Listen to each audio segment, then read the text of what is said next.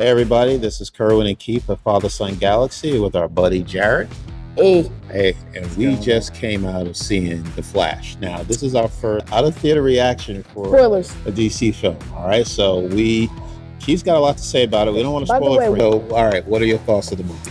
All right, I think this was a wild goose chase, because this entire plot just kind of led back to the same sad reality. Mm-hmm. And then they put George Clooney in it. Well, you just get okay. I said this was spoilers. Oh, I didn't. Okay, so it's a it's spoiler. So, all right, so Jared, what do you think? So just initial reaction, I was actually, I enjoyed it a lot, you know? It wasn't one of those movies where I was checking my watch. I thought they did time travel really well. I'm sure we'll get into it at some point, but I thought the way they handled time travel, you know, it avoids a lot of future plot holes or suggested plot holes, so I liked it. Okay. It was funny. What do you think, Dad? All right, well, I think the timing of this movie is unfortunate for The Flash. It just looks like it copied Into the Spider-Verse. Exactly. It was released 2 weeks after Into the Spider-Verse. And I said at that point when we did our review of the Spider-Verse is that I think that was the best movie regarding time travel, the multiverse. I thought, and here, I just thought it was, muddled and confusing again from, so what we see with other MCU and the DC films. Yeah. Multiverse is just kind of hard to get right, you know? Yeah, right. And then it reminded me of a What If episode. We were talking about the Doctor Strange episode. I don't want to go too much into it, but if you saw the Doctor Strange episode where, he's trying to save his wife or his loved one, and he just finds ways to bring her back to life, but he knows inevitably that he can't. And it's a fixed point in time. They did the same thing in this movie. They have to die. Yeah. Did you see What If? I have seen all the What If. I didn't even think of that. Yeah, no, that's a great observation. I also thought, just like you said, the time travel got confusing towards the end. Especially, are we doing spoilers? Yep, yeah. Spoilers. So I think when you're talking about Barry 2, I guess let's call him the younger Barry, long hair Barry, when he sacrifices himself and then Dark Flash disappears, it kind of hurt my head for a second because I was like, okay, well, if he disappeared and he disappeared, well, then I guess that makes sense because they're on the same timeline. Yeah, but then how can they coexist simultaneously in the same way that Barry 1 and Barry 2 existed? And then if that's the case, is Supermarket Barry, who started all this, and Barry at the end of the movie, are they on the same timeline? And if they had interacted, would that have caused a paradox? So I do think the spaghetti is an easy cop out. I think they went a very safe route with that, kind of going back to what I mentioned before. But yeah, like you said, it just kind of got confusing towards the end. But I love the action, the sequence with Flash running through the desert at the beginning of the movie. Thought that was incredible. I thought the sequence of his feet of just running before he went into the Time Force, I thought that was an awesome scene. There's a lot of cool imagery with the old Batwing. I thought Michael Keaton, that was honestly his best performance as Batman in my opinion. Yeah, it was great to see Michael Keaton back. Yeah. Mm-hmm. I agree. So what else do you want to add? I was gonna say, this movie just copied Marvel in general. You think about it, the whole Spider-Man 2 thing, losing your powers, learning to try to navigate without them, and then getting them back all of a sudden when the villain hits a little too close to home. And then losing things you love, and then Into the Spider-Verse, just the multiverse in general. They copied off of What If, where every time that Barry 2 kept going back, he just got more and more hurt until he realized it was a fixed point in time. And then he became evil. And then, just the thing about the Infinite Worlds in general, I just kind of feel like it was Marvel's idea first. I mean, Marvel came out with the multiverse and cinematically, yeah. Right, yeah. Cinematically, you're right. Well, exactly. They came first. I know that DC has, the DC movies, and then the DC EU with all the shows like Flash, Green Arrow, Superman, and Lois. But, Marvel really capitalized on the multiverse first, and then DC just kind of said, we'll try it. We'll do our own multiverse, right? Yeah. Personally, my take is that it just wasn't a very good segue into the multiverse. Yeah, I don't know if this necessarily changes your mind at all, but this movie has been in production for a couple years now. That makes it worse. Kind of Well, fair enough.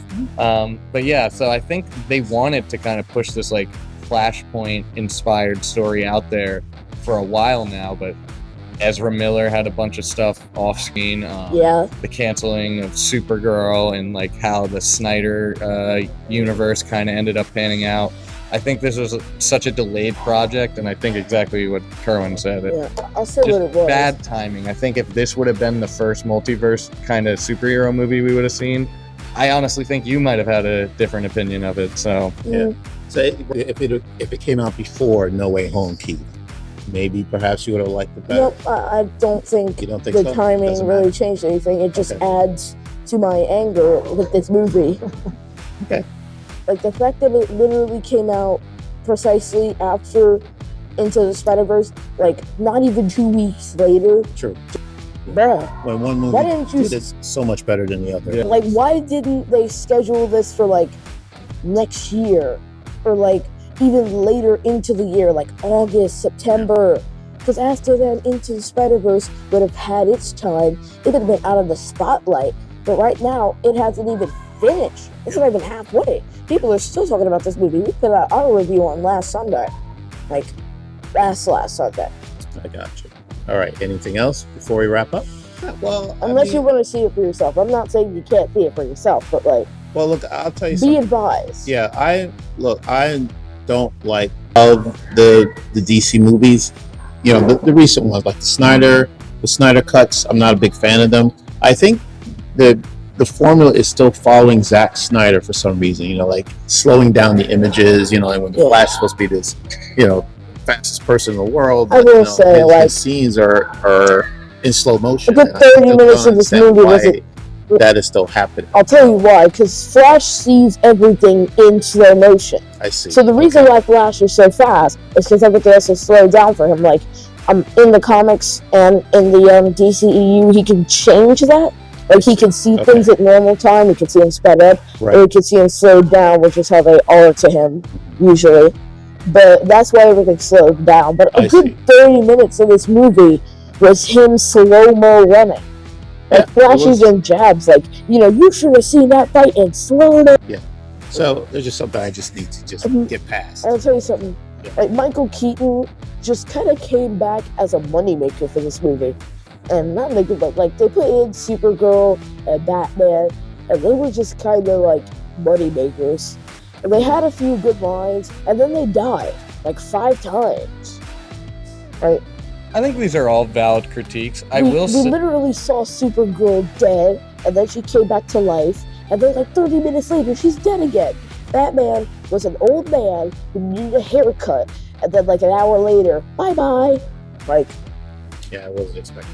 That was ridiculous. Yeah. These are super valid critiques. I will say what this movie, I think, does well, regardless of your opinion on it, is it gives James Gunn a lot of opportunity to, I kind of mentioned it in the theater as we were leaving, he can take really what he wants from the existing universe. And I'll say this too, I mentioned it in the theater but not on here, Ezra Miller was excellent. I thought he was like fantastic in this movie. He was playing 2 roles, and he played pretty like they were foils of each other kind of, and he was playing like a mature version of himself, and like he was playing mentor and student, and I thought that was a unique take on it. I think even though a lot of the stuff was copied, I think they were derivative enough to kind of keep it fresh, you know.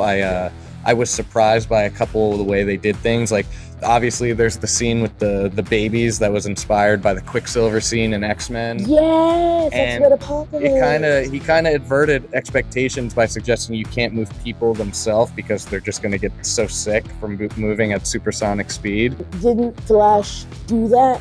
He moved like 8 babies and some lady and a dog. Flash moves people all the time. Moved them. I think maybe he just helped them to land. Yeah. Remember when he caught them? Yeah. When he caught the babies out of the sky and placed them down? Yes. Like, shouldn't that make them sick? But he was catching them like with their momentum, you know. Like, yes, as they were falling. I get what you're saying. Yeah. He's still moving people though. All right. Okay. Anything else? I think I'm done ranting. Okay. All right. No, it's not a rant. It's good information. It's anger. No, it's not anger. No, we're not angry. it's either we like it or we don't, and we have our reasons. So seems to be mixed. For the most part, it's actually one of the better DC films. Wow. $55 million opening weekend. There's nothing we can say about that. Yeah, it's a shame the box office is doing what it's doing, but hopefully James Gunn can turn it around for DC. I think they have a lot of potential.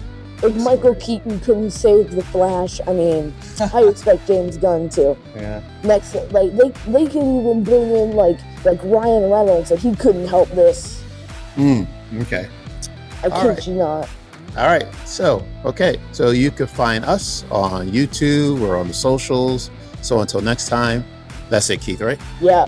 Next time, take care. Thank you, Jared. Yep. Next time, be with you. All right, take care. Always. And we'll see you again.